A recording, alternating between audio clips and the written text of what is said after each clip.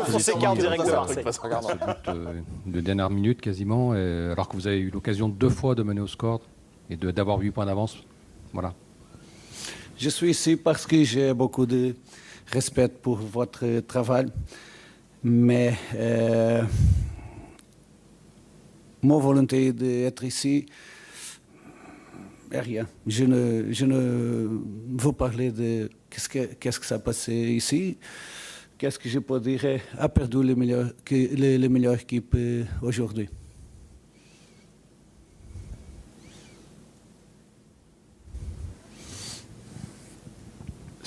Ça fait 2 matchs d'affilée que vous prenez 3 buts.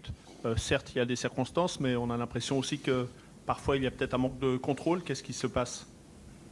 A perdu les meilleures équipes aujourd'hui. On a fait 3 buts aujourd'hui.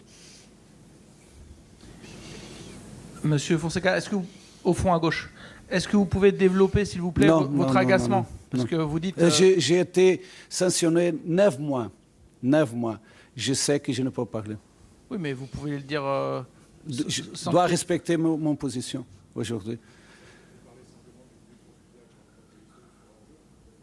Regarde. J'ai vu beaucoup de fois la situation. C'est impossible de me convaincre de que c'est hors-jeu. Mais c'est comme ça. Et sur le but marseillais, le dernier, est-ce que vous estimez qu'il y a une faute au départ de l'action? On a vu de la colère du côté du staff lyonnais. Si vous pouvez détailler un peu. Vous devez faire cette analyse. Parce que je ne peux pas. Oui, bonjour coach. Bonjour. J'avais une question. Est-ce que vous avez été surpris ce soir par l'intensité mise par les Marseillais? On sait que c'est une équipe qui avait, sur ces derniers matchs, pas mal de difficultés à mettre pas mal d'intensité dans ces matchs. Je suis surprise. Vous avez regardé le match? Parce que je pense que vous avez regardé un différent match. C'est pourquoi je ne veux perdre de temps à commenter le match. Merci. Bon, Paulo Fonseca, on a bien fait de rester. C'est rare des conférences de presse comme ça. Bon, Paulo Fonseca ne le dit pas parce qu'on rappelle qu'il y a eu cette histoire de suspension pour Paulo Fonseca, mais clairement, il est extrêmement mécontent de l'arbitrage. Je ne sais pas si vous avez bien entendu la dernière question de notre confrère qui dit que Marseille a mis beaucoup d'intensité et répond.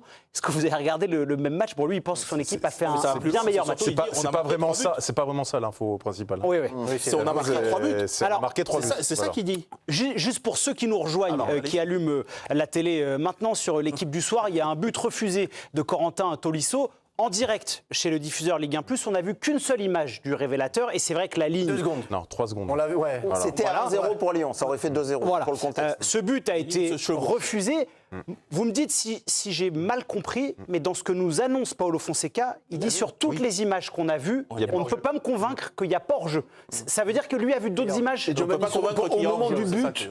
Au moment du but, on voit, il est au bord du terrain, il dit qu'il y a but. Oui, il dit qu'il n'y a pas hors-jeu. Il s'inquiète au 4e arbitre.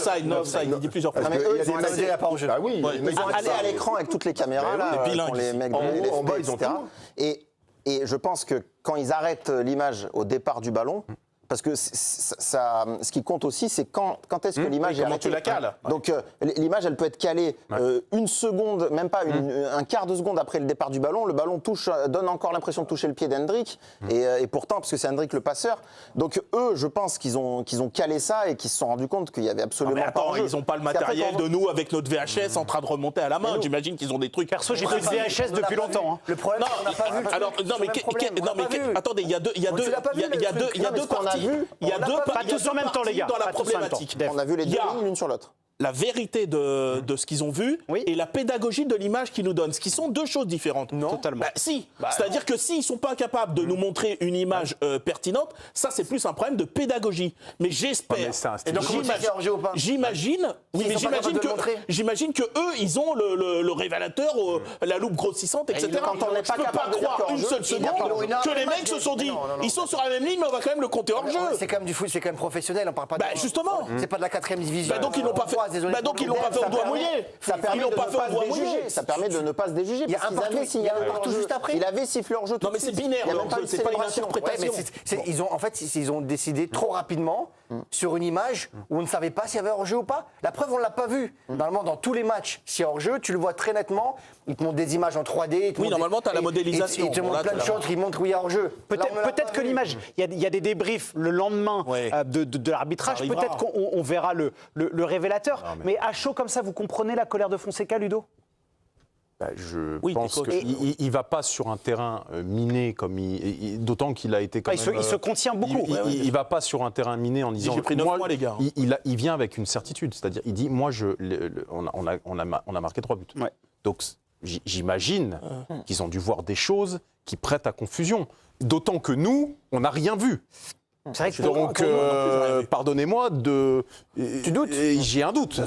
Pour nous, c'est difficile parce que vraiment l'image. On doit douter, Giovanni. Voilà. Obligé de douter. Pardonnez-moi d'avoir. Moi, je crois en la bonne foi. Je peux pas croire un seul instant. On a vu une image pendant 2 secondes. Oui, mais je crois en la bonne foi des personnes qui arbitrent. Non, mais c'est même pas une question de bonne foi, c'est une question de technique et de professionnalisme.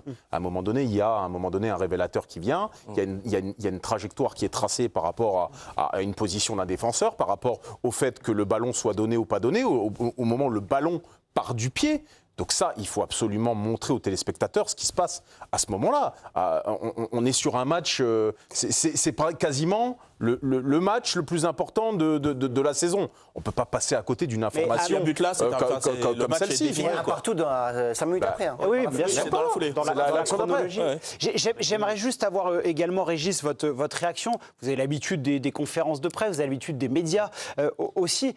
Est-ce que vous comprenez que Paulo Fonseca agisse de la sorte, où il aurait dû tout de même faire le job, répondre plus en profondeur peut-être? Je vais parler en tant qu'entraîneur ou en tant que personnage? Entraîneur. Vous savez quoi, j'ai adoré sa conférence de presse. Ça m'étonne. J'ai adoré sa conférence de presse. En fait, c'est clair ce qu'il a dit. Il n'est pas rentré dans des détails et je comprends sa position. Puis, j'ai pas longtemps, j'ai lu un reportage sur lui avec son épouse, de tout ça, de ce qu'ils ont vécu. Les 9 mois de suspension. Juste pour ceux qui n'ont pas suivi, Régis, je rappelle, il a quitté l'Ukraine, Kiev, pays évidemment en guerre. Il a raconté les coulisses de son départ avec son épouse. ukrainienne, exactement. Qui est affectée aussi. C'est un traumatisme très fort pour Paulo Fonseca. J'ai lu ça et ça m'a touché aussi. Il est dans une position aujourd'hui, avec les 9 mois de suspension, en fait... Vous vous imaginez même pas, en tant qu'entraîneur, tout ce que vous intégrez, tout ce que vous ressentez. Et on sent que c'est quelqu'un de... Il y a une hypersensibilité chez lui, quelque part. Parce que, voilà, à travers sa vie. Et j'ai adoré. En fait, tout est dit en peu de temps. Je veux dire, ça peut paraître sévère, les gens ils vont... mais non, moi, c'est la grande classe en fait. Je trouve qu'il a été impeccable parce qu'il ne se met pas à la faute en étant désobligeant. Et il a été... il a dit ce qu'il pouvait. D'autant qu'il a raison, c'est l'intensité, elle était des deux côtés.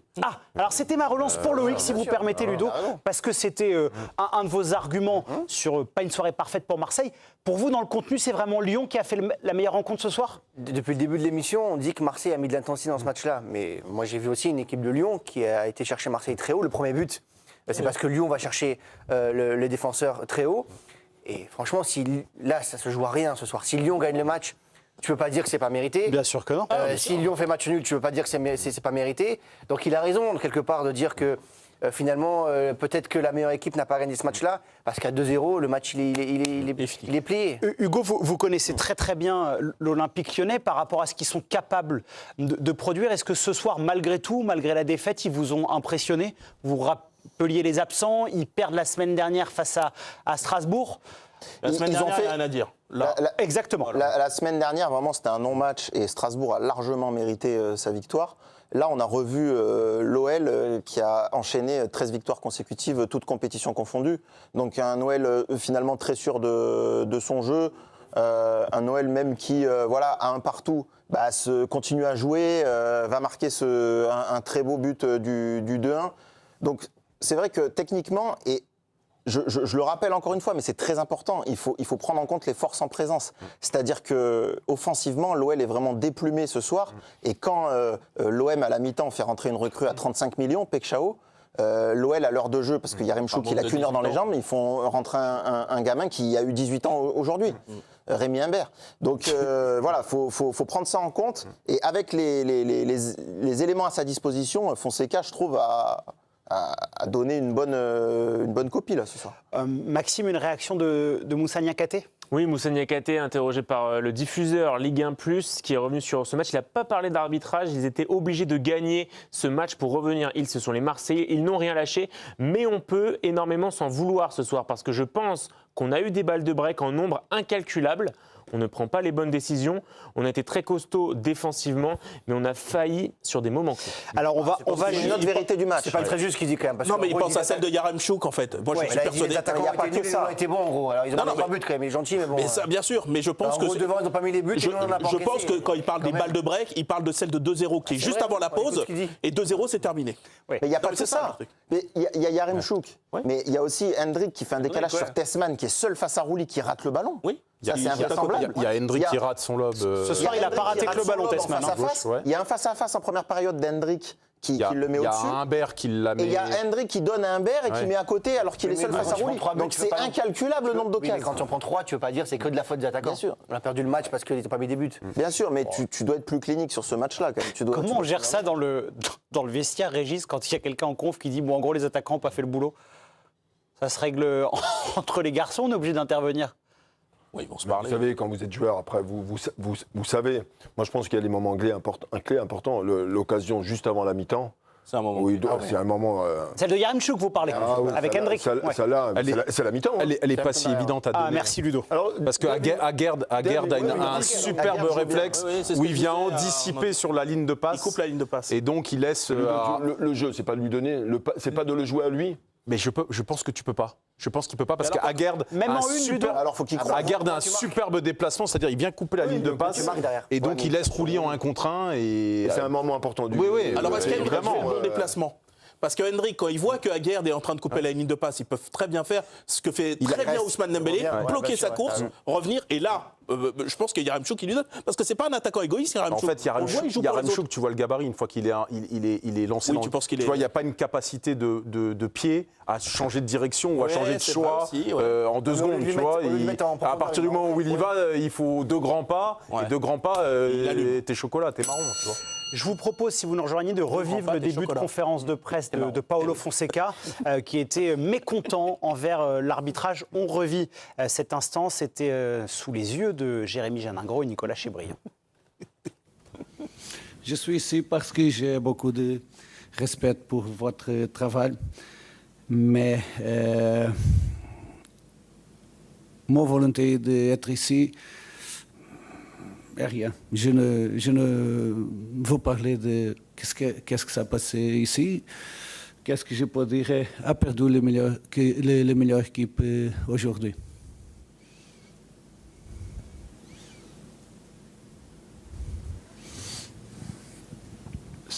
Ça fait 2 matchs d'affilée que vous prenez 3 buts. Certes, il y a des circonstances, mais on a l'impression aussi que parfois il y a peut-être un manque de contrôle. Qu'est-ce qui se passe? A perdu la meilleure équipe aujourd'hui. On a fait 3 buts aujourd'hui. Monsieur Fonseca, est-ce que au fond à gauche, est-ce que vous pouvez développer, s'il vous plaît, votre agacement? Non. Parce que vous dites. J'ai été sanctionné 9 mois. 9 mois. Je sais que je ne peux pas parler. Oui, mais vous pouvez le dire. Je dois respecter mon position aujourd'hui. Regarde.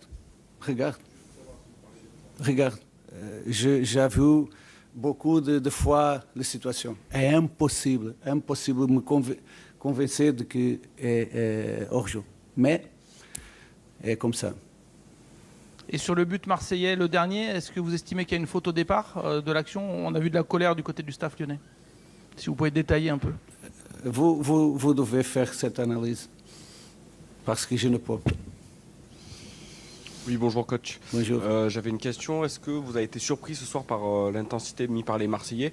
On sait que c'est une équipe qui avait, sur ces derniers matchs, pas mal de difficultés à mettre pas mal d'intensité dans ces matchs. Je suis surprise. Vous avez regardé le match? Parce que je pense que vous avez regardé un différent match. C'est pourquoi je ne veux perdre de temps à commenter le match. Merci. Eh ben, je pense que cette conférence de presse, parfois il y a des acteurs du monde du foot qui s'énervent, qui s'agacent, qui invectivent. elle sera beaucoup plus forte, cette séquence, puisqu'on sent la retenue. Il vient, il répond à ses obligations médiatiques, et c'est vraiment le fond de sa pensée, extrêmement respectueux. De ce qu'il a fait, de ce qu'il a dit, de ce qu'il a fait, même son langage corporel. On voit qu'il est énervé, c'est très sincère. En fait, il y a plein de choses qui se passent dans sa tête. Dire, oui, c'est une conférence de presse qui va faire parler. Je trouve ça bien, même pour les développements.